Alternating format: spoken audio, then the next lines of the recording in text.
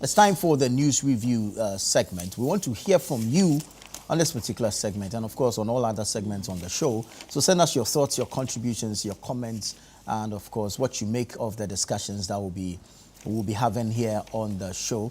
We're active on social media, very, very active. We're live on Facebook, on YouTube. We're very engaging on X. Tweet at us. We're also on IG, Instagram. And you can enjoy some video content from ChannelOne TV on TikTok as well. So we're going to go straight into it. Let me say good morning to the Honorable Member of Parliament for Yendi, the Honorable Abdul Fattah Al-Hassan. Honorable, good morning. Thank you so much for joining us. Good morning, and good morning to your cherished viewers. And good morning to my senior colleague, Elvis. Yeah. So Elvis Dako is also here. He is the editor for the News Center newspaper, newscenter.com, and a proud old student of Ashasek. Thank you. that's Elvis, good morning. How are you doing? Good morning. Thank you very much. It's good to have you. I see you've captured them on the front page. Of course. Indeed. It was a successful celebration last Saturday. We thank God. And thanks to... you had a celebration? Yeah. Thanks to ChannelOne. At least to give it an opportunity to publicize the event. And it went very well. Great. We are only appealing that the school needed a lot of infrastructure. Yeah. And we played with the authorities. You know, my law firm is around that area. Oh, is that so? My law firm is like 2 minutes walk. Oh, you'll be and the more CSR we didn't know that we can't for some more funding from you. Very well. Ashaman is small world. Hugely populated, but only one public secondary school. Yeah. So the school needs a lot of support. And interestingly, what is happening is that they have managed to put up, the assembly managed to put up some girls' dormitory. Okay. So now girls are like 500, while boys are like 200. Oh, wow. Because when the guys come, because there's no boarding facility, they move. So now, because of boarding facility, it has made a lot 8 girls now to rather enroll. So we hope that they can give the boys to some dormitories so that the numbers can go up. 800 for Ashama is less, it's small crowd because over 200,000 population in Ashaman, more than 4 or 5 constituencies put together, and there's only one public secondary school. So we urge authorities to look at it critically that if we say education should be at the doorstep of people. But the other thing I also say about this, your point is that most of the people in Ashama don't live within Ashama as a constituency. Wow. You understand? Oh, no, I'm talking about Ashama itself. Most of them live in Kunkatamansu. No, I'm not talking about that. I'm talking about, no, what I'm referring to the population housing census.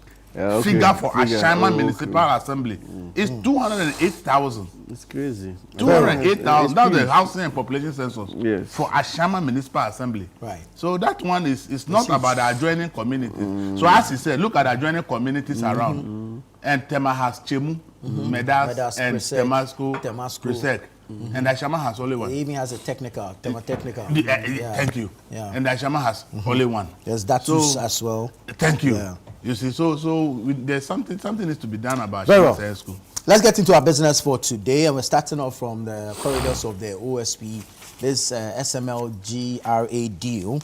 78 charges have been slapped on former Finance Minister Ken Furiata and some 6 others, including a former GRA boss. But however, SML has petitioned Shraj.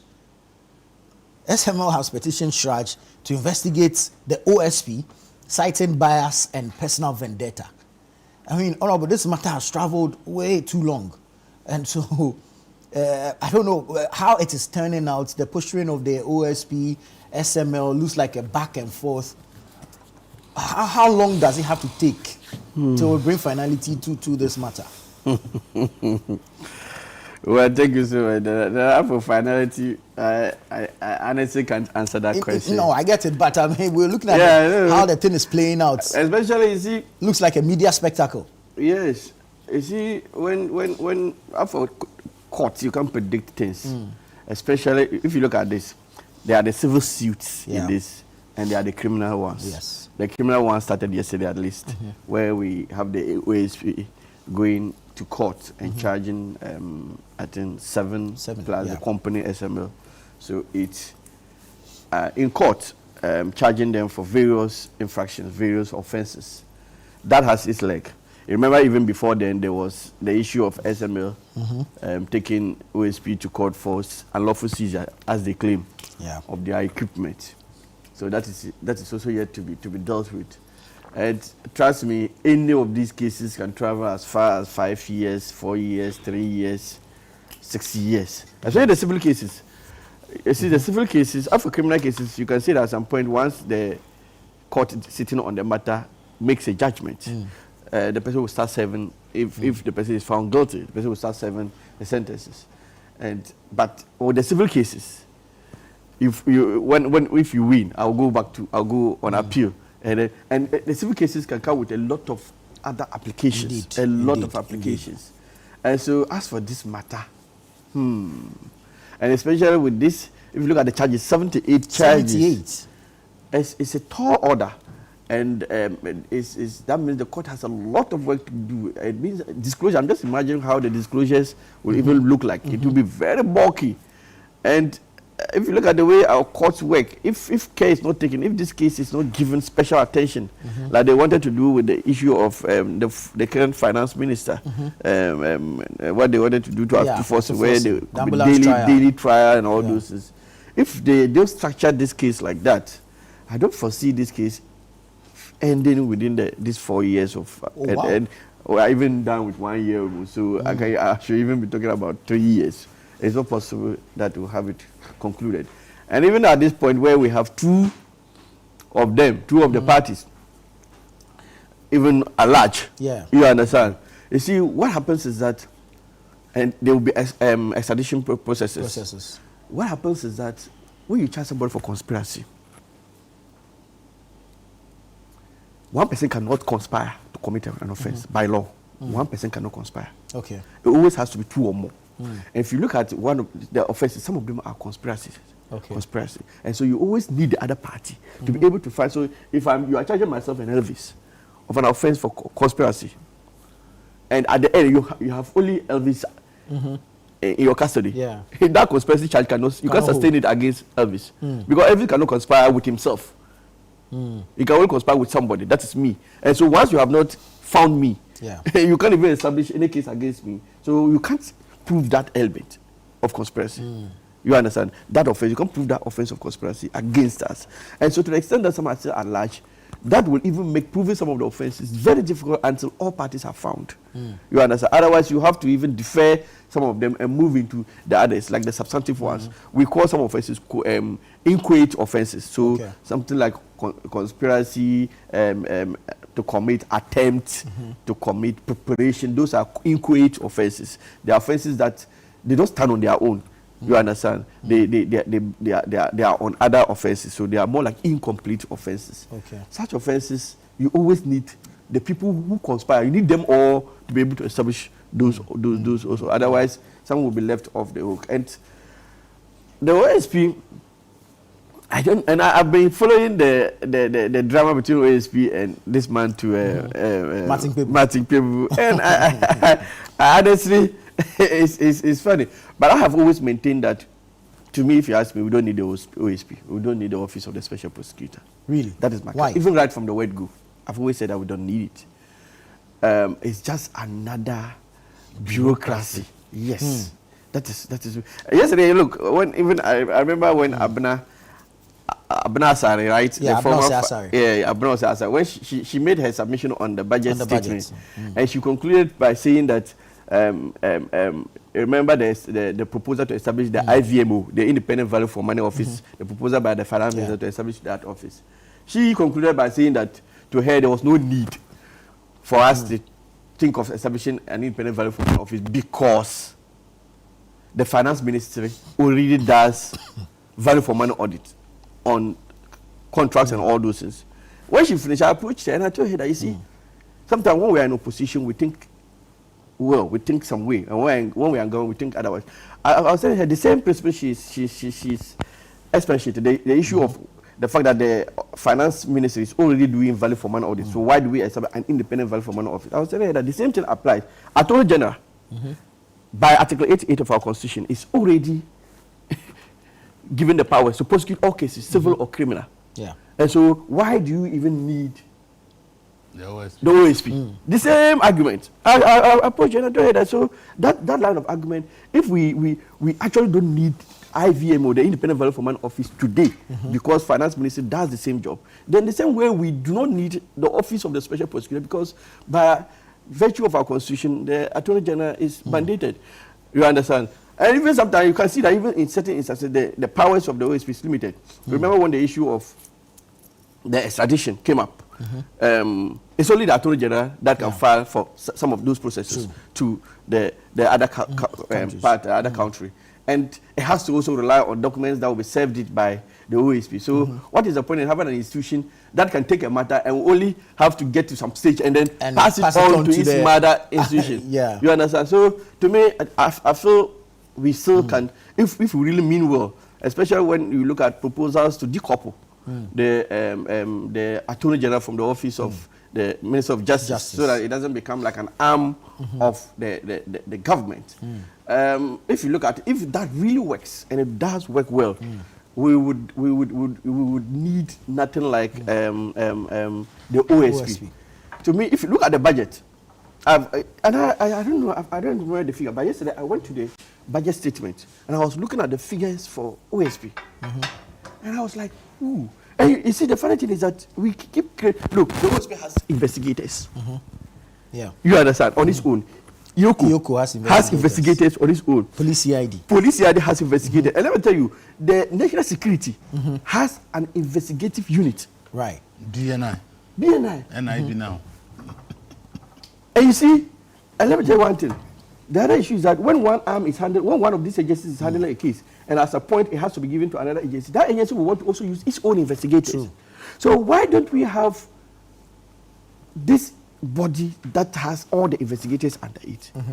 At any point in time, we can second any investigator to any of these other bodies to perform a particular role, because investigation is investigation. Once they are all coming under the arms of the state, we have them as investigators. So, but now if now the OSP now comes to add to the pool of investigators that we have. Well, we already have Yoko, BNI or NIB, and then Police CID. So we are just creating unnecessary duplications in our systems, and it's just a burden on the purse. So we should look at a way of making our institutions work as they are. We don't need more of those institutions. Very well. Let me say good morning to the Honorable Isaac Bawamanyako, Member of Parliament for Efia. It's good to have you. Thank you. I trust you're doing well. I'm good. Great. Awesome. We're discussing the OSP GRA-SML deal, so let me hear from Elvis and then I'll come to you, Honorable. Very well. 78 charges. Most often than not, we'll hear 78, and before the person has the day in court, it's about 3 or 4 charges. Well, I'm not a lawyer. My senior Kwekubaku will say you apply street law. Street law or pocket law. Pocket law to the issues. Yesterday, I read some few lawyers posting on social media like their comments suggest that it's either the OSP is not ready to prosecute the case or is just going to court for going to court sake, because they don't know how he intends to be able to deal with 78 cases and charges, and they believe that this thing will transcend the JM's term and even beyond GS term. They can't even tell when 78 charges, criminal prosecution, where every single thing needs to be proven beyond reasonable doubt. So that's that. I've read some few lawyers express those kind of sentiment. But I see where we are today is what some I expressed here from day one when OSP declared Ken Ofori-Atta wanted. I have said that you can do prosecutions without necessarily the person being in the jurisdiction. Because in the first place, we cannot say Ken Ofori-Atta has run away because his lawyers say they are available to provide any information to the OSP.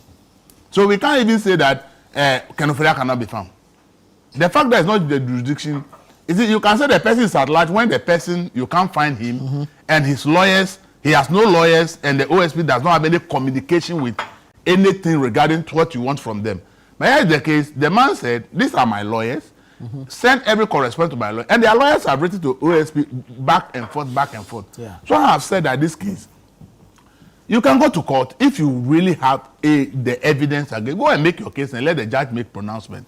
If the judge pronounced that Ken Ofori-Atta is guilty, And then you say, okay, because the court has found him guilty, now you want to extradite him to Ghana. Then I agree with you. But from beginning, declaring wanted just less than a month after writing a letter to him, and you yourself admitted that even before the letter got to him, the man had left the country. And then less than a month of that action, you declare the person wanted. Back and forth, back and forth. So the whole this OSP and Kenuforiata thing, it just looks some way. As I say, I'm not a lawyer, but as a journalist, looking at how I think things can be done and the way the things are being done, I really don't know where we are heading towards with this case. But as I said, the court is the best place. So I'm happy that finally the charges have been filed. Because as I've said, if you take Oforiatta out, he is a minister who approves. GRA was the implementing authority. And all those who work with GRA on the SML are in Ghana. None of them has run away. They are all in Ghana, okay? SML itself, its officials, they are all in Ghana. None of them has run away. So I believe that since all people who work on the deal in terms of GRA and SML itself, the company, they have officials around, the minister not being around or the former minister not being around, to me, should not really affect the case in any way. That is how I looked at it. So I believe that going to court is the right thing. But the question, couldn't we have gone to court earlier instead of all the back and forth up to now? Yeah. So we wait to see how the 78 charges will go. We wait to see how the evidence that will be produced in court to back it. Because as I said, his last press conference, the new narrative is that the thing is needless. Yeah. And by virtue of his conviction that the thing is needless, it means that there was a coalition to loot from the state. So I ask the question, something being needless, does it automatically translate into a crime? If you say this, if you give me a tea, so this tea is needless, does it mean that the person who did the tea has caused financial loss to the state? So being needless and criminal, to me, in simple language, are two different things. Something being needless can translate into crime, but something being needless does not automatically become a crime. Does not automatically become a crime. So the last press conference he held, the ending of the statement, the press conference was that looking at the whole SML thing and everything, the whole thing is needless because then NPA is capable of doing it. And I remember my last submission, I've said that as for revenue assurance, everybody has their own view about revenue assurance. Yeah. Everybody, and I gave you the example of from AfriWave and Super Info Solutions in terms of interconnect, and we move from there to Carnegie GVG. Today, Carnegie GVG is doing it. We don't know which company will come tomorrow to come and continue. Many people, including myself, held the view that that interconnecting could have been done by NCA. So I could also say that because NCA could do it, it's needless. Doesn't mean that it's criminal. I cannot conclude that. You understand? The same way Haptel will say they should come and collect revenue from ECG. Before Haptel, ECG was collecting its revenue. You understand? So it's also a revenue assurance. Doesn't mean that all the money we pay to Haptel, because ECG is capable of collecting, and we brought Haptel, we will say that Haptel's work is needless and therefore it's criminal. So I made all these points to expand the view of what a revenue assurance is. And therefore, people have views that revenue assurance, they think that it's needless. Others, especially those who have been given power to run the institution, say that they believe that the revenue assurance is important, okay, because at the end of the day, they believe that it is helping them achieve their aim. Yesterday, Parliament just passed the Tata deal yesterday. I had a feeling we were going there. The Tata deal yesterday. ITAS. Revenue mobilization. Right? $10 million waiver. Do you understand it? In addition to the work they are going to do for us. Indeed. But there was somebody doing the work. And there are claims that even when tender was made, it was a local company that but some people muscled the system and gave it to ITAS. All this, our parliament has gone ahead to approve it. So OSP says because of the whatever issues people have raised with it, whatever parliament has approved for ITAS to do is unnecessary, and therefore it becomes criminal. So when I heard about his last press conference, he was talking about needless. And I said, well, you can make the point that it's needless. That somebody like me, I've had my own views about revenue assurance contract. So you can say it's needless. But does it become criminal? So for me, I'm happy that finally a judge is going to look at all the facts that will be presented and the judge will be able to make a pronouncement on whether something criminal has been done or not. The OSP, you see, as I said, I always say, the time it was to be established, there was a public forum to discuss it. And Iyoko at that time said, look, Ghana's problem is not investigations. Ghana's problem is prosecution. Every institution finish investigation ends up at the Ages Department. Ages Department is not paying well, okay? So lawyers do not want to work at Ages Department. So they lack prosecutors, okay? So there are tons of files there. So they believe that if Ghana wants to fight corruption, it's not about an investigator, but the OSP can be put together as an office for prosecutions. So that instead of piling all the files in the office of the AG, a lot of the files will now go to OSP, and all they will be doing is to do the prosecutions. The MPP people at the time insulted them that it is their political promise. They cannot come and tell them how to go about it. In fact, your officials were insulted very well in this country for making that proposal. Today, we are all agreeing that running away from a problem doesn't fix it. The problem we had was that we are not having enough people, investigators and prosecutors. So instead of empowering the Ages Department to get a better conditions of service, do you know what we have done? We have rather given the OSP better condition of service than the AG's office. Check the budgets and check the ranking they put OSP officials. They earn more than people who work at the Ages Department. But how many people do they have? So you see, I always say that in this country, when we have one problem, instead of us finding out what is the cause, okay, we look at the symptoms and then we rush to go and address the symptoms when the cause of the problem has not been addressed. So people calling for the closure of OSP is because when you look at the evidence on the surface of it, that almost 7 years of establishment, okay, what really is the achievement of the OSP in terms of prosecutions in this country? Then you say that you don't think that it should exist anymore. So you see, this is why I always say that when we want to do things, let's find out the cause. Let's address the cause. Then we will be fine. But when we are addressing symptoms, we will continue to create more institutions that will still come back to Guru and nothing. Today, public procurement that we say we are bringing in, because we say when Minister of Finance to buy something, somebody at the procurement there will make 200 Ghana on top of the amount, okay? So let's create a procurement authority who will have value for money. I can tell you that procurement authority is costing this state government more money than if we allow the public institute to do procurement. Right. Because in this water that is here, if it was the Minister of Finance department that's procured, they may say, oh, this water is 3 cedis, let's make it 5. But when you go to procurement, you can cost this water for 20 cedis.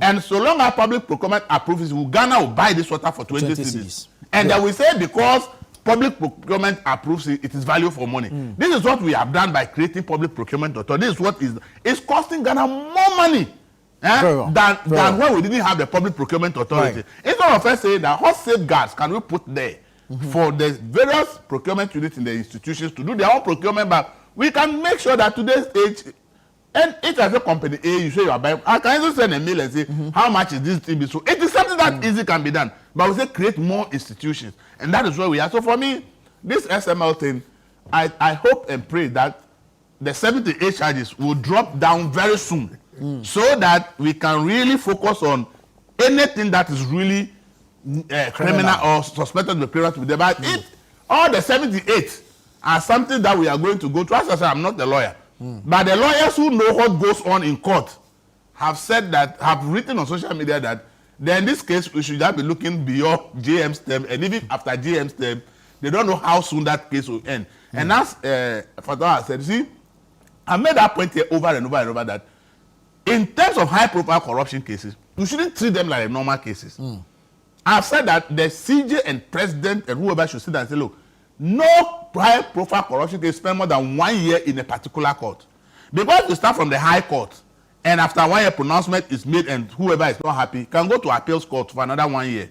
If you are not happy, you can go to the Supreme Court 1 year. But situation where a case spends about 3 years, 4 years in one court, and then move to the next, how do you expect us to trust the justice delivery system if cases can take this long in just one court? Right. So there's a lot we need to do about high-profile corruption cases, and let's leave the circuit court and court to be dealing with the goat thieves and the rest on their own merit, rather than blocking all these cases. The high court, somebody stealing goat is there, somebody who has stolen billions is there. All kinds of cases are being. I don't think that we are sending the real signal, okay, Elvis, that we want to deal with corruption in terms of how the legal systems work and the kind of investigations and prosecutions we are doing. Right. Thank you. Let me hear from Honorable Buama on if you like the twist to the matter. The OSP is charging individuals and a company. The company in turn is filing cases against the OSP. Where are we going with this fight? Right. Thank you very much, Nana, and a very good morning to our cherished viewers. And to the good people of Ifian constituency, I want to say good morning to them. My brother Fatao and Elvis, and to everybody. I've just been thinking through since yesterday the statement from the Office of the Special Prosecutor connected to the SML charges that he is preferring. And this has been a long-standing conversation. So listening to Fatau and Elvis, I wouldn't want to even go too much as to the relevance as of today of the Office of the Special Prosecutor. I've said it on the floor of Parliament, that looking at the resources that we've given to the OSP over time and the deliverables that it has shown over the time under consideration, there is very little to convince me that the office, not the person, that the Office of the Special Prosecutor has to be relooked. And it has to be done as quickly as possible. The AG knows that they have to take an action on the Office of the Special Prosecutor. You see, the Special Prosecutor is struggling to find relevance. All that it is doing is a struggle to find relevance. It has realized that over the years, he's never been able to prosecute any relevant case to the end. That benefits the good people of Ghana. He comes up with stories, he makes news, does press conferences, proceeds to charge people, and at the end of the day, he has very little to show. Ask the Office of the Special Prosecutor and the Special Prosecutor. Since he became Special Prosecutor till date, how much money has he received in his office? And what has been, you see, the Office of the Special Prosecutor is supposed to deal with corruption and corruption-related cases. Yes. Corruption and corruption-related cases. And we brought up this corruption component to the Special Prosecutor because we felt that the Office of the Attorney General is inundated with so many litigation matters, day-to-day matters, because it is politically created, as in the Attorney General being an appointee of government and unable to deal with its own people. Let us create this office to focus on corruption and corruption-related matters. What is supposed to be the outcome of corruption-related matters? One, it is supposed to properly prosecute cases, give us the judicial decisions that is going to guide the conduct of people over time, and then also to put some level of fear or caution in the lives of public officials, that when you deal in matters of corruption, the Special Prosecutor will come after you, will read cases against you, so you become careful in the things you do. The Special Prosecutor has become an octopus, just struggling to find its feet wherever it noses or gets issues that he thinks it's corruption-related matters. And then he goes into the matters. One, he conducts investigations. Nobody even is able to understand the quality of investigation, because your investigations take time. No, even the conclusive ones. Nobody, you cannot conclude a matter, go to court, spend taxpayers' money, and come back with nothing. That is how lawyers are trained. If you know you don't have a case, don't even push it to the court of law. These 78 charges that he's talking about, I have not seen them. I've read the preamble around it, and it's funny. Like Elvis just gave us the I wouldn't say street, but the common sense and to what the Special Prosecutor. Why didn't he provide us all the 70? Of course, we are going to see it in a matter of days. But if you look at where he's winding from, he's trying to play with the sentiments of people. And at the end of the day, move us into court, like just to say that I've investigated the OSP and I've investigated SML, and me, they have taken my case to court, and when he doesn't get the judgment, he comes and blames the court. But what is the quality of cases that you are presenting? It's so funny. I know virtually all the individuals that he has brought, that he has charged. Okay, the Commissioner General from Kufinti to Ameshadai, and I'm wondering to what end. I don't want to go into let's get to the charges. To what end? What did they do in this matter that the OSP is convinced that they conducted themselves in a manner that is corruption or corruption related? If you want Kenuforiata to prosecute, go and look for other matters that you think you have basis to go and attack Kenuforiata. The OSP says the evidence gathered by his office points to criminal conduct by some officials during the negotiation, approval and implementation of the contract. Can you imagine?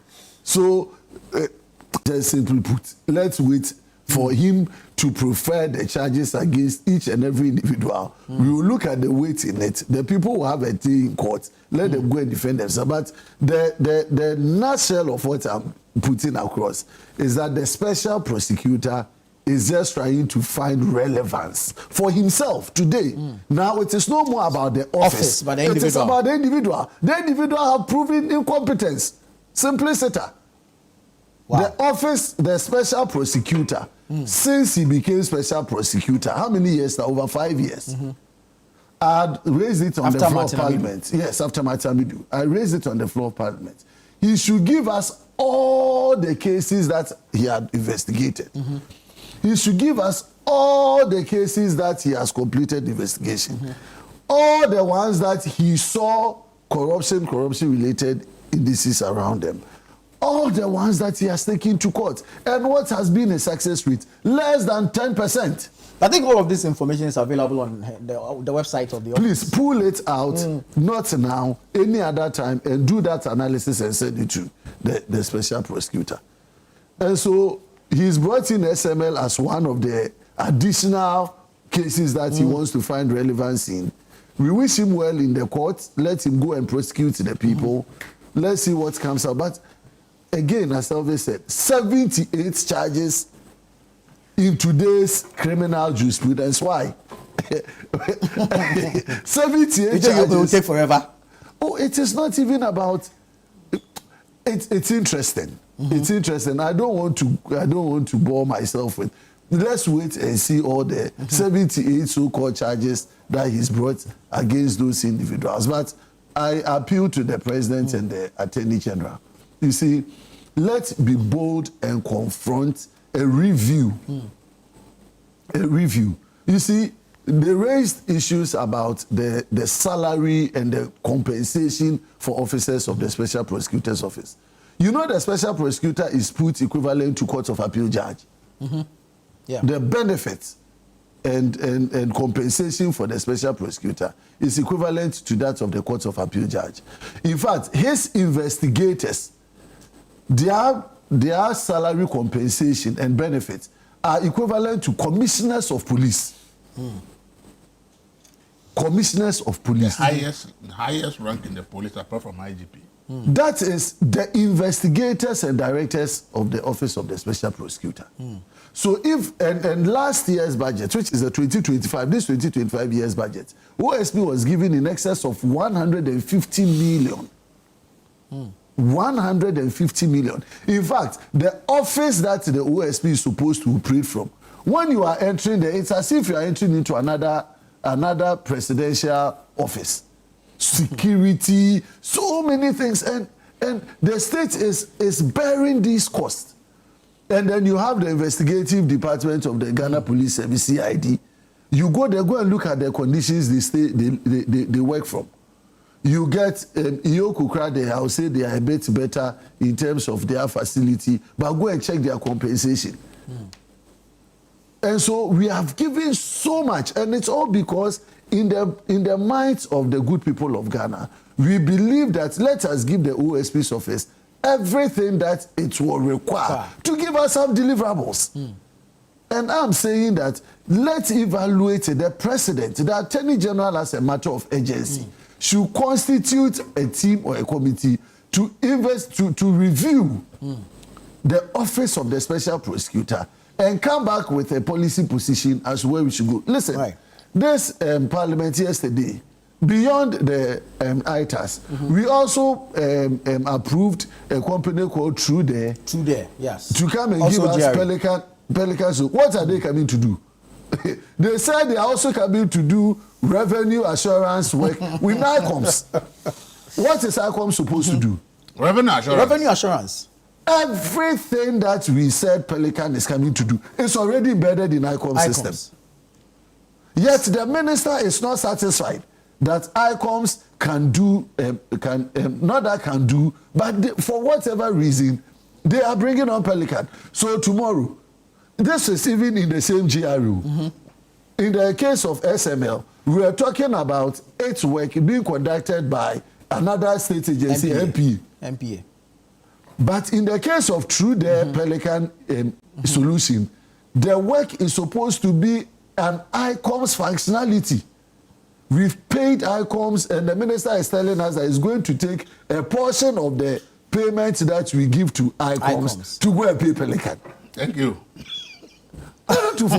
So this country. But have you forgot that we're taking a payment from Ghana to pay West Blue? Ghana Community. He has worked at GRA, so he knows the inside of revenue assurance at GRA. Ghana Community Network, West Blue, ICOMS. Now we've got Pelican. You understand? There are others along the chain. There are others inside the chain. And the agents are crying. Yesterday we had calls that ICOMS has been down for how long? No, yesterday there was a problem with the platform. We got a code flare that the platform is built. So major websites across the world had problems. The issue is that instead of spending time and resource to equip and to allow them to meet their contractual terms, we are hiving off part of their work for others so that others can also make some more money. Once the system is there. And how are we even paying them? Are we paying them a percentage of the total revenue collected? That is what ICOMS is taking. A percentage of total revenue assurance contracts are like that. I've told you of revenue collected. So if the institution, say GRA, is already collecting 10 million a month, you bring this Pelican and all they are able to add on is about 2 million. Are we paying them on a percentage of the 12 million or the 10 million? The 12 million. Yes. You understand? you understand? And so I sit here. If you want to tell me SML, it could have been better managed. Maybe in terms of the financing arrangement, it could have been better. So normally when you have contracts, like the finance minister said with the Tata, somebody signed it at 55 million. You've seen a need that, no, let me still go and renegotiate it down. So after renegotiating down, he saved the country what? 9 million. 9 million. Would you say that the person that negotiated at 55 million negotiated that for his benefit? What evidence do you have to prove? What is evidence? You can't prove it. Exactly. But somebody has been able to, and all of these happen normally when you have a change of government, because the company feels that this government has come, they want to, if you are not careful, they may even want to abrogate the contract and so on. So we should strengthen our institute. He talked about procurement.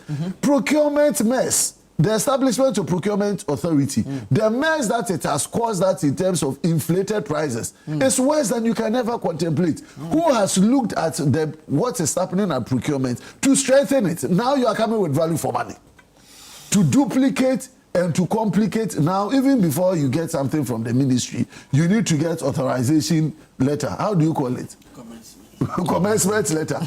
Now, beyond commencement letter, you are coming to add again value for money. So when would the ministries and departments and agencies get their releases to even do their work? And that is why, as of today, almost all the government agencies having received what is required to do the work and bring the needed development that we want to see. Very well. Let me take a few quick messages and then we'll move into the AG's defense of the bill conditions. I commend the OSP for now recognizing the rule of law and acting accordingly. My concern is how can the office present 78 charges in court if it truly has a concrete, solid case? Will the OSP, Kisi Ejabe, resort to betting in the legal arena to improve his chances of winning? I suspect that by the time this case concludes, his tenure prescribed by law will have ended. This is Amino from Nsawam.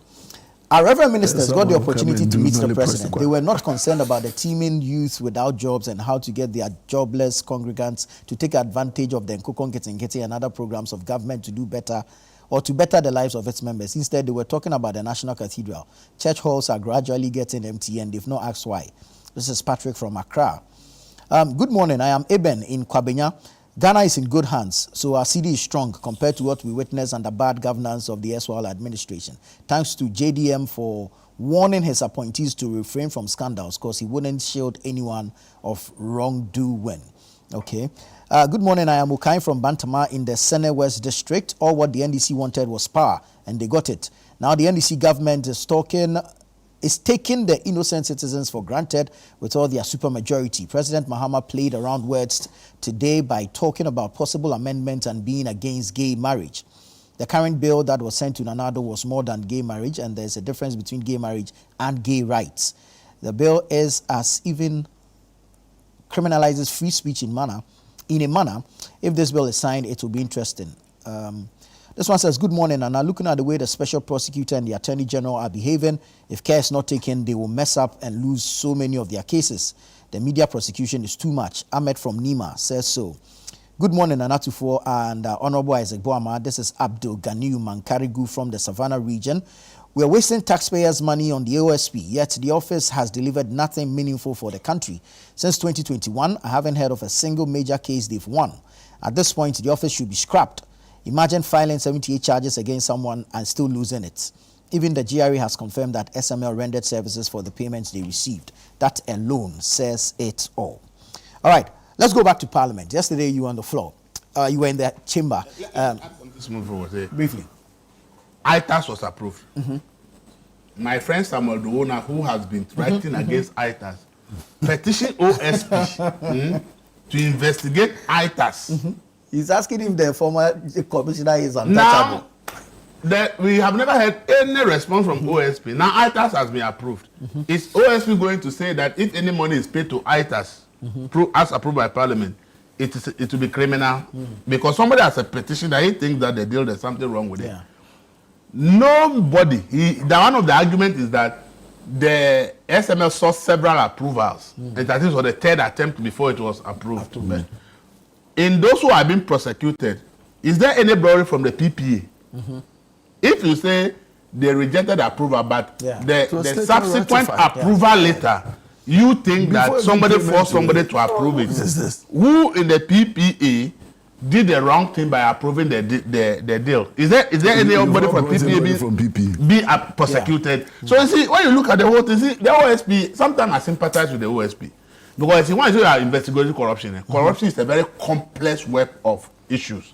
So you need a lot of experience investigators. You need a lot of people. The OSP really doesn't have a lot of investigators. So the struggling to get cases done is something I expect. If he was not doing the press conferences, like the sympathy people have for them will be okay. But it's because of the way he's doing the press conference. People now no longer ask even how many investigators that the OSP has. Okay, so we are all saying that you came to say this, so then prove it. Instead of looking at what is the human resource capacity of the OSP compared to the police, BNI or IUCO and the rest. So you realize that instead of them admitting that they have deficit in terms of the human resource in the area of investigations, the fact that they come out and say this person had done this, the people forget about the fact that they don't even have the needed staff to be able to do a good work. One corruption case, to get everything you need, it will take you a longer period of time. You understand? So if he had managed his media issues well and not be out there always accusing people, probably people will have sympathy for them. But because of the way they are out there shouting, that's what people have done them. You came to tell us they want to extradite Oforiatta.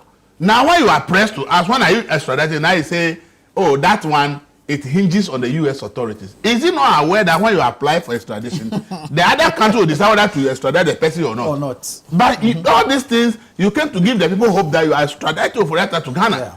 And then when you are pressed to, when are you filing? When is the president going to government? Now you are telling us that you can file the U.S. authority, can ignore you, and the man will not be extradited. And so you see, even said the name that was convicted. Yeah, you understand? Yesterday, when the AG came to the office and the question was filed to him, he said that he has even sent a reminder to the DOJ. Exactly. The Department of Justice. So they have still not got So these are the reasons I have always been cautioning these agencies that limit your media appearances. Focus on the work. Because see, I've said that if we are not careful, the way they are running to the media, if they go to court and they start losing cases, the potential impact on the judiciary will be dangerous. Because then the impression will be created that whatever information AG or OSP has put out there, people would have made up their mind that these people are already guilty. And if they go to court and then by evidence it's proven that they are not guilty, the potential for people to say that the judges are the ones who are freeing the people is high. And then we would discredit the judicial system, and it comes to affect all of us. That's why I've always been cautioning that they should limit their media appearances.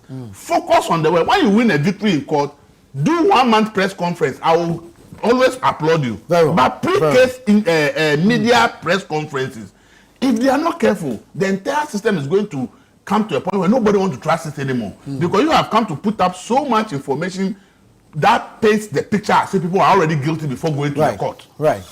You mentioned the PPA in the SML thing. I'm wondering if the Central Tender Review Committee, anyone from there has even been in court. So that's why this case I'm saying that is it a lot of issues. Because we're moving to a different subject, I didn't want to go there. But you see, with the issue you have just raised regarding whether there's anybody from the PPA, you see, because he's not a lawyer, I can forgive you. But you see, sometimes you may even have, for instance, if you have a number of people to charge, you can look at them and see that, okay, this man is equally liable for this offense, per my view. But I am better off using him as a prosecution witness. So if I have someone from PPA who can provide evidence, who can support my case in respect of an element, some of the charges, even though he equally could be standing. You remember the Wontumi issue? You understand?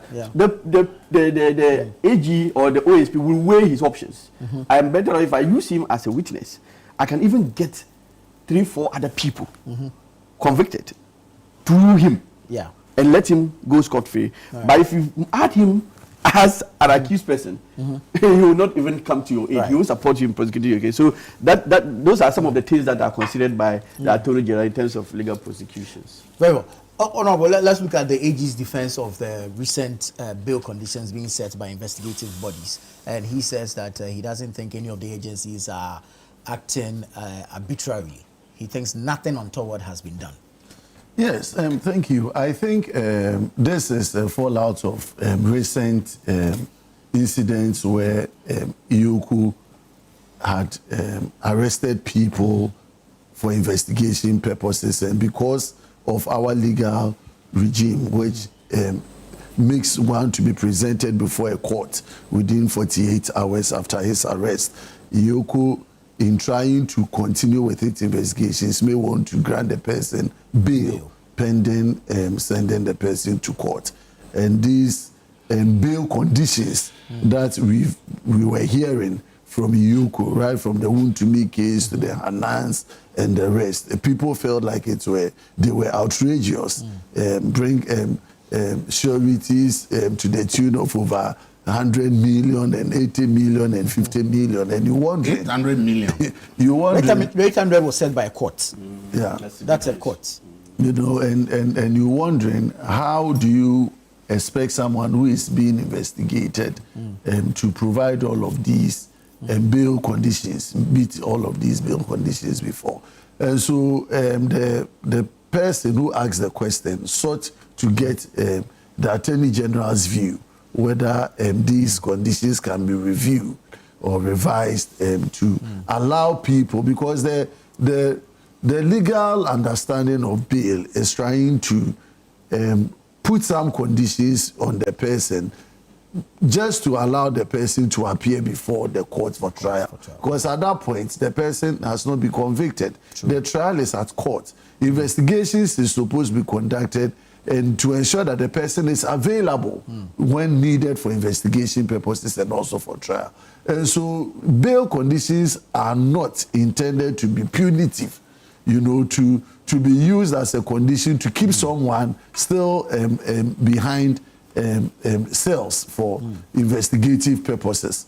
But then there's always a challenge in terms of whether those who are making those bail conditions do them in good faith, whether they set the bail conditions based on the facts that are available to them, which is what should be, or because when we have interest or we think that these people, because of their stature in society or because of their political inclination, we need to show them where power lies. So you set outrageous bail conditions and then you get it out there. And so that has been the feeling of some group of people. And I think the AG, in his response, just provided us the legal position, which is that, of course, they don't just set it arbitrary. They set it based on what is the case at hand, the sum involved in the matter, and then also the risk associated with the person involved. And so if you even set those conditions and you are uncomfortable or your lawyers think that they are so high, you have the option of also going to court for the court to revise those bail conditions like we saw in other instances.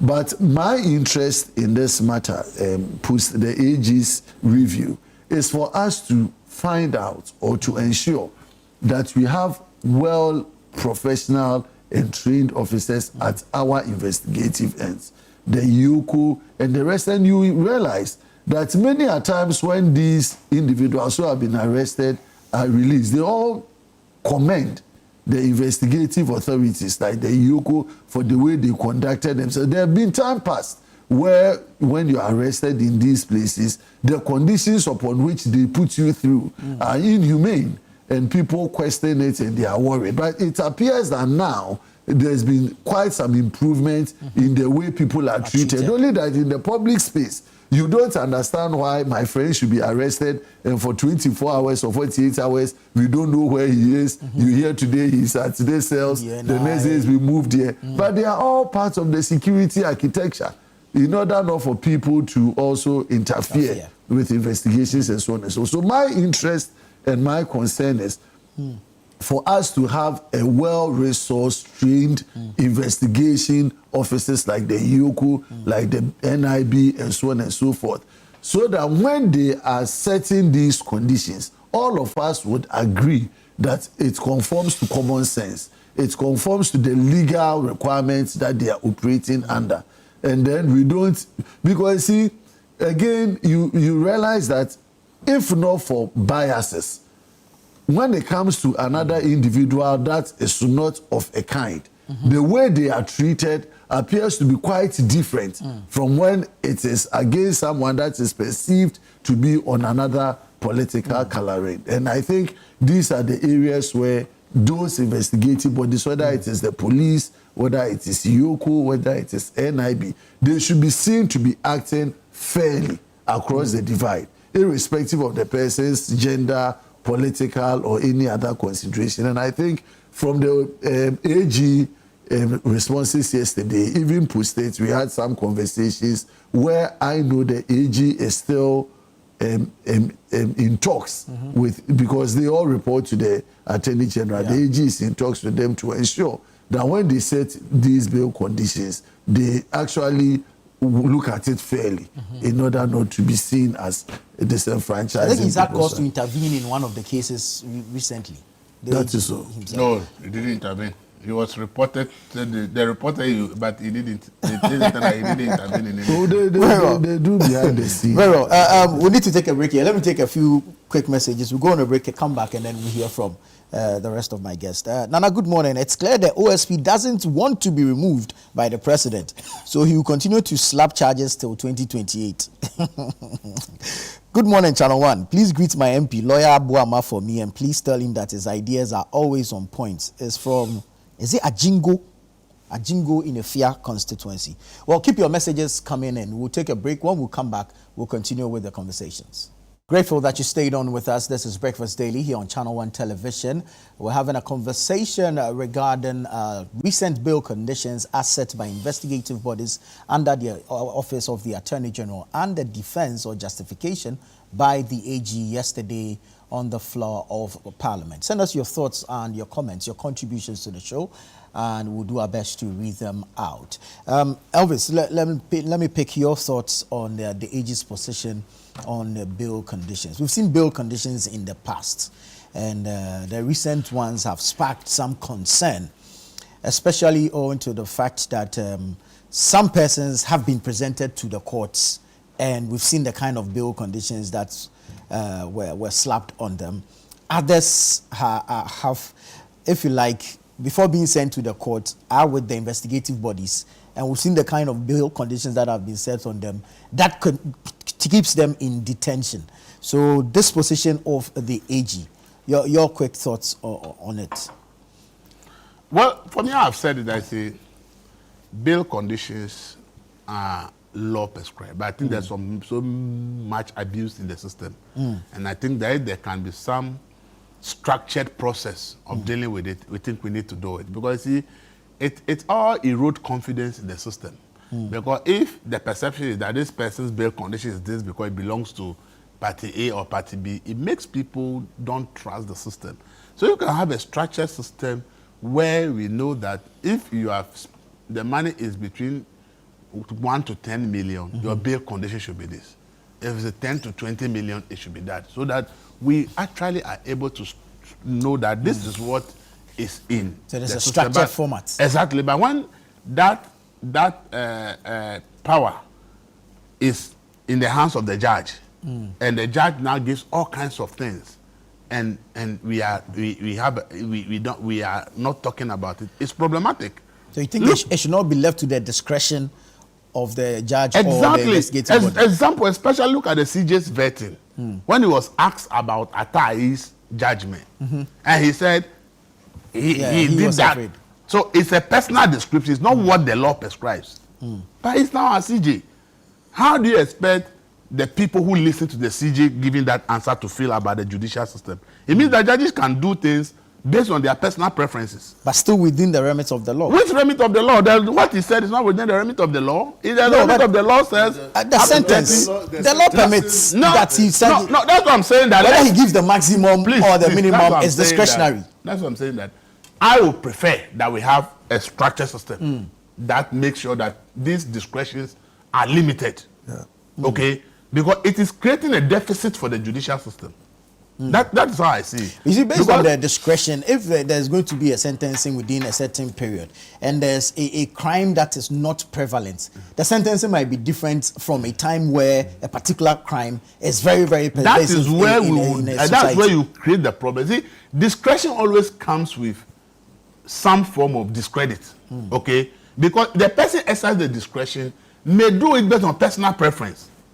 And that may create a problem for the system. That's what I'm saying. So for me, if there's a structured system, look, you said that the person is accused, okay? Yeah. And the law says that the person is presumed innocent until proven guilty. But if you look at the bail condition is saying that you are guilty until you prove that you are not guilty.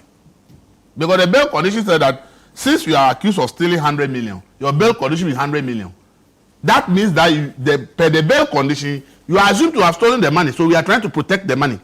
And until you prove that you are not the one who stole the money, they will remove that bail condition. So for the law to say you are presumed innocent until proven guilty. But the bail condition in my mind is saying that you are rather guilty and that we are preserving what you have stolen until the law says otherwise. I see it as a contradiction. Do you understand it? That is the way I'm looking at it. So I'm saying that if we can say somebody stole 1 to 10 million, the bail condition should be this, 10 to 20 million, so that we have specific amounts, okay? Because I believe that some of these people, I don't know how they are going to run away. I don't know how anybody will assume that these people are going to run away from the country. Because some of them have huge investments in this country, that even if they run away, their investment will be enough to actually offset whatever amount we think the state has lost, if at the end of the day, indeed, they are found guilty. You understand it? So for me, I think that we have to look at it critically and look at how we exercise this so-called bail condition. Because when I think about it, I'm saying that the bail condition says you are guilty, you stole the money. We are preserving the money so that in case you are found guilty, the state doesn't lose the money. But our law also says you are presumed innocent until you are proven guilty. So I see a disparity between bail conditions and what the law says. So for me, I believe that we should rather, now that technology is available, we should rather look at situations where these people, if we feel that they have any threat to run, you keep their passport, but we say our system is not foolproof. What about surveillance? What about house arrest? What about other options that will make sure that the person doesn't run away from justice? I think that we have to look at it, because I don't know how, if I have really not stolen the money and you are asking me to bring 30 million. I don't know how I'm going to get that. And I don't know, me, the family I'm from, nobody even can give a bail condition of 500,000. If we go to Parliament, you can't even get 500,000. 500,000. Oh. Nobody in my family can get 500,000. I don't have any friend who can even get 500,000 bail conditions for me. So if tomorrow I'm accused of something and I'm given a bail condition of 20 million, maybe I will remain in the cell until the trial is over. Because I found it difficult to get it. Yeah. Do you understand it? When student loan, when it was required that you provide somebody who is a guarantor who contributes to SNIT, that condition alone made many people not to be able to get guarantors. Yeah. Because in the entire family, nobody is even working in an agency that is paying SNIT. So many people qualify to go to school because of money. They can't find somebody who is a SNIT contributor to actually endorse their until we have decided that we have to reverse it. So you see, some of these things, when we look at our country very well, we should also take certain things in consideration. Because then I'll sleep in the police. When I saw the national service, that this man will go to the whole trial in the police cell. You should forget because about for 800 million Ghana, who is going to give me 800 million Ghana to this as guarantee? It's crazy. Do you understand it? So let's be realistic about some of these things so that people can have confidence and say, oh, this is what you will get as a bail condition for this amount. And then the cases go back. My brother, when I hear some of the figures, I say, okay, maybe I'm from a poor family, that's why I don't understand. But me, nobody in my family can get 500,000. I'm telling you, nobody in my family can get 500,000. If I'm arrested for anything, my bail condition is 500,000 Ghana cedis. And I don't know which friend I'm going to call who also want to give 500,000. There's not none. We'll use bail contractors. There's none. Do you we'll use understand? bail contractors. The bail contractor, you have to pay him. You have to pay him to get. So you see, please, it's a country we are building. We are all Ghanaians. If the person stole money, at the end of the day, put the person, the law taker. If the person has not stolen money, let the person work free. But if between the process of determining whether the person is guilty or not, the person is taken to a certain process, by the time the process ends, the person is not even guilty. Process that you took the person actually deteriorated the person's life and everything. It's also not the best. So I hope that we can do something about bail condition. But what we have now, I think that some judges are arbitrarily abusing the process. And I think that it's about time we put some limits on those abuses. That is the way I look at it. Honorable, the AG wears two hats. As AG, Chief State Prosecutor, but as Minister of Justice, at all times, he should ensure that justice is done. So on this matter of bail conditions, is he not in a difficult position? Yeah, thanks so much. You see, I think the matter that came up in Parliament was more to do with the IOCO or other investigative agencies' bail conditions and not so much to do with courts. Yeah. But you see, for bail conditions, largely is discretionary. And so if you look at the Criminal and Other Offences Procedure Act, Act 30, specifically Article 96(4), it gives the requirements, the factors that any judge will consider. And these investigative bodies also consider those factors. The nature of the offense, the severity of it, the risk nature of the suspect, the nature of the evidence. Sometimes at that stage, even though there might not be even disclosures, the court looks at the evidence that is provided. In fact, if you look at for every charge, usually there are facts. But you see, even though in the case of the Bost guy, the former Bost CEO, even though IOCO had given him how much? 60 million, and the court reviewed it to 30 million. Yeah. That still does not cast a slur on IOCO's bail terms. Because even in our normal practice in court, there are even cases that I went before a judge, and then he gives bail terms. I'm dissatisfied. I come back to the same judge. Yeah, okay. I don't even go to. You see, largely sometimes if you go to the higher court, it delays. Sometimes if you come to the same court, it's faster. Okay. You come to the same court, and the same judge reviews the terms to match lesser terms. In fact, 99% of the time, that's what we do. We don't go. You only go higher when you get the impression that this judge he will change his position. You understand? But it is not out of place to set those bail terms. And you see, in certain jurisdictions, Elvis went to the extent of talking about the issue of sentencing and how the judge will consider. That's why in certain jurisdictions, the judge who will convict may not be the same judge who will sentence. Sometimes certain jurisdictions have it that way. So that yours is just to convict and leave the sentencing. I think we need to adopt that in you understand? To another judge. Yes. You understand? And so it gives room for a lot of fairness to be brought to play. Thank you. You understand? And even in our case where we use the jury system, you know, at the High Court we use the jury system. Anytime you use the jury, you go through the jury trial. The conviction is actually done by the jury. People don't know that. It's not the judge that convicts. It is the jury that convicts, and the judge sentences. Right. And so the jury is directed on matters of fact, and the judge will take the matters of law. You understand? And then the two will blend together. And so even if the jury comes to a conclusion that the person is not guilty per the evidence given, the judge may have a different position, but his position will now be lame. It can't take precedence over the jury's position. It's always the jury's position, because the jury has to find you guilty. And in that, even finding you guilty, they have to be unanimous.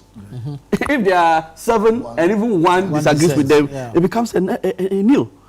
They have to go back and come. And so, for matters of bail, it's purely discretionary.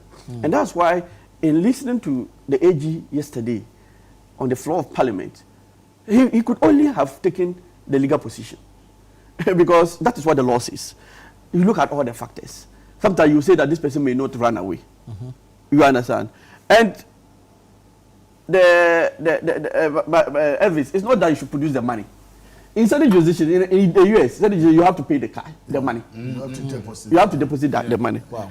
It is not that case here. So you don't worry about your person. No, I use 500,000. The person has a property.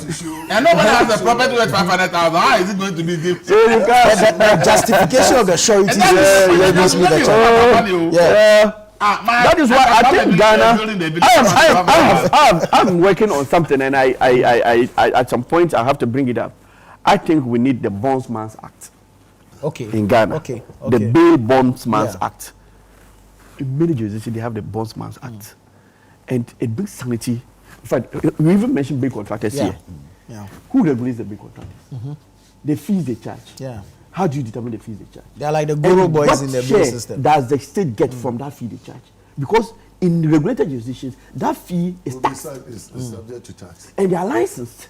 And you see, when a jurisdiction has the Bail Bondsman's Act, what happens is that you don't struggle in looking for sureties, because every court has a list of licensed sureties.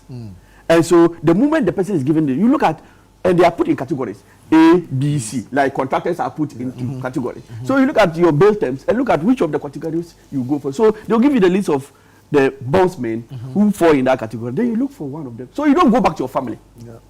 And while that bondsman is known by the court, he shows up today, the court doesn't even go and look at his property, because he has already been licensed. Right. Everything about him has been established by the courts. Every check about him has been done. Look, I have cases. Look, we need that there. In fact, we have cases. Let me tell you the experience. We have cases where your client, you get bail for your client, and even a mere investigator can take 1 month, 3 weeks, 2 weeks to go and inspect the property. Thank you. He'll tell you, I'm not free today. Look, the frustration there. That's why your client is inside. And look, sometimes you have to be paying them. You have to pay them to leave other things and come to you. They'll tell you, I'm busy. And each time your client is behind bars. You need it. So the whole place is so bizarre. We need to regulate that. And actually, it's an interest. It's an area I have serious interest in. The Bondsman Act. Yes. And I think even if the state will not do it, we can come by private order 188. You understand? And look at that of our standing orders. The space has to be sanitized. True. Very well. Oh, thank you, lawyer. The poor people can brief. The poor people don't go when they come at and engage in any criminal enterprise. But sometimes you have not committed any crimes. Somebody says you have done something. Don't go and commit. Maybe you are innocent, but they say you have done something. And you have to go and remove your mouth. Now you can't go and remove your mouth finish. You are already in the cooler. Maybe involved in an accident. You understand it? Yeah. You can be arrested for something as an alibi. You don't even know that somebody has committed some crime, and they say you are the one. What will you do? If somebody takes your Ghana card now that we are photoing Ghana card everywhere, and somebody picks your photo card to go and commit some financial crime, it is you that will be arrested, because when they look at the records that are it's your details. Maybe you have not always reported that your Ghana card is missing, but you only went to do a photocopy in somebody's shop, and somebody picks a copy and use it to go and conduct some financial crime. You don't know anything about it, but the truth is that the evidence points to you. So you have to be arrested. So you'll be arrested. And maybe the fraud is some huge money, crime. And by the time the true investigation will show that probably you don't know anything about it. Maybe as well as 6 months in the cooler, because you can't afford the best condition. Very well. So let's not say that don't go and commit any crime. There are people in prison and even in remands who are innocent. Truly, they don't know anything about the crime. But then they are there because unfortunately something can be linked to, can be traced to them. Can be traced to them. Very well. Very well. Now, the president met with the clergy yesterday, and a number of issues came up, 2 topical ones. So we have just a few minutes to go, so let's touch on it briefly. One is the National Cathedral. The second is the anti-LGBTQ bill. So, Honorable Buama, I'll start with you. The president's position on signing the bill, if passed by Parliament, and then the call for from the Christian Council on the president to complete the cathedral. And what was the president's response to the call to complete the cathedral? Is there audit is going on and then you wait for the end of the audit? The outcome of the audit determined. Still what has being been audited. The Attorney General's own position on the National Cathedral? You are not the one. I mean, I get it. I'm just bringing this up because, see, as a country, you may disagree with a government's position when it comes to decisions it make. You know, we vote government into power. They come up with their own policies and programs and priorities. Some of them may be nationally agreed to. Others, the state or some section of the people will not agree to. But where we easily want to connect them with corruption, like we did with this National Cathedral, where every story about it was that some pit has been dug, costing about this million of most expensive hole in the and people have benefited from it, and so there's corruption, and then everybody is being accused here and there. When you check all the processes that it had gone through, there is no semblance of corruption being in those projects. Then it becomes a problem. And that is why even when government is convinced that, oh, though this internment was right, maybe those who did it didn't do it the way it was supposed to be done, maybe the financial position of the country then couldn't meet all those obligations. But today we are better positioned to even continue and complete it. But because of our position in time past, it is difficult to repackage and try to convince Ghanaians. And that is where we find ourselves in this National Cathedral. Investigations have been done. Attorney General and other state actors have spoken to it, that there doesn't seem to be issues of corruption or other matters in it. And even they think there is a possibility of re-looking at it and then trying to do something. And that's why the Christian Council have put this before Excellency the President. This is a national asset. Before it came up, we've done some pros and cons about the need to have a national cathedral. We can't go back to that conversation. Something has started. Right. Do we have the resources to complete it? Because if we don't, the entire space that we have set out there is going to rot. Right. And so my view is that let's get that quickly off our head and then move on. On the anti-LGBT, the president has said when he gets it, he will sign. Parliament is also poised to pass it because on both sides we all agree that it is an important legislation that we need to support to bring some decency into our country. And so it is good. I don't think we are going to make political capital about it. That Nanado, when it was passed, they didn't sign because of what have you. The most important thing is that our president is Dramani Mahama. It is the position of all Ghanaians or majority of Ghanaians, majority, to get this LGBT bill passed into law. And we take it. Oh, it's 2 minutes. Cathedral, LGBTQ bill. I start from LGBTQ. I think Felix Fosu actually need to issue a statement to explain the president's position. It will help over, because I need some clarity. President Rick campaign says he will sign it when voted into office. He won election. BBC asked, he said he doesn't know what is the content of the bill. He came to office, Catholic Bishop Conference visited him, he said, oh, the bill died with the 8th parliament. I don't even know to die. He will only sign a bill that has gone to the Attorney General's department and not a private member. That's what he told the Catholic Bishop Conference when they went to him. No, he said it died with the 8th parliament. And he said that, I'm also telling you the other side. He said that he will want it to go through the Attorney General's department. He said that died, the private members bill died. That's what I'm saying. Yeah. So now the bill before Parliament is still a private members bill. It's not to the AG's department. So which one is the president going to sign if it is passed? Is it that the Attorney General will submit a different bill to Parliament as he has already told the Catholic Bishop Conference? Perhaps he's gotten the input of the AG. There's no evidence that there's any input of the AG. Please, we've told that it's the same people who have presented the bill. Just to help it, just a short one. You remember when the speaker, when this bill was being placed again, reintroduced into the House, Speaker said that the president wanted to take it as a national bill, and then we declined. The Speaker declined because it has been pushed by private members. So it's a private members bill. So that's why the fellows need to come back. The president has spoken, but that's why he's the communication for the president. Yeah. So she just come back and clarify. Okay, the president now has made up his mind that if the private members bill is passed, he will sign it. Or the president and the AG are working on something different that will go to Parliament and he will sign. So for me, I'm confused and I need clarity because of the various positions that the president has actually given on the bill. The cathedral, you know my position, I'm opposed to the cathedral from day one, and I'm still opposed to it. If we have to do it, my appeal to the president is that remove the name cathedral, repurpose the project into a Ghana Convention Center. If you come to Africa, you go to Durban, it's the best in Africa. The next is Kigali. West Africa has no proper convention center for major conferences.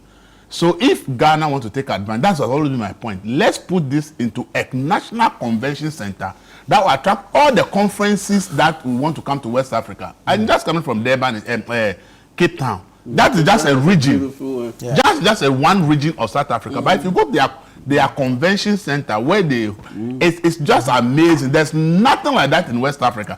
So for me, even if we are to continue this project, the name cathedral should be removed. They should get architects to come back, repurpose the project, make it a national convention, because we are hosting the headquarters of AFTA. It means that every business conference in the West sub-region should be coming to Ghana. Thankfully, Nigeria doesn't seem to be getting their things well. They could have had the biggest convention center in Africa. Since they are not getting it well, let's take advantage and build a proper convention center. So we may not discard the project, but we can repurpose, rebrand, and make it Ghana's convention center. So all major conferences that will happen in West Africa will be held in Ghana. It will help our airline business, tourism, everything in Ghana will benefit. You have a major convention center. Let me give the final to thanks so much. No, I think on the issue of the anti-LGBT bill, the issue, I don't even see the call that Elvis is making, that Felix should issue a statement to clarify. What do you need Felix to say again when the president himself has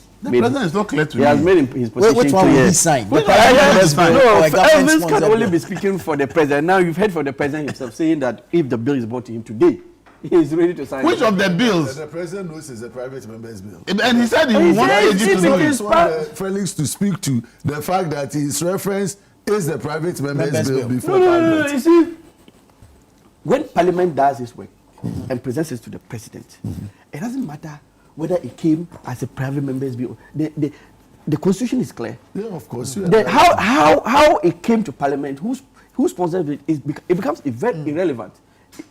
You have to sign or give your reasons for refusing to sign. That's it. And he says that once it's brought to him, regardless of how he was saying that he was expressing an opinion that he would have preferred that it came through the Attorney General. And like Boama said, when the Speaker was saying, he said that the President really made that opinion known to him. But Speaker is always also guarding his space. You understand? Once it started as a private member's bill, it must continue as such.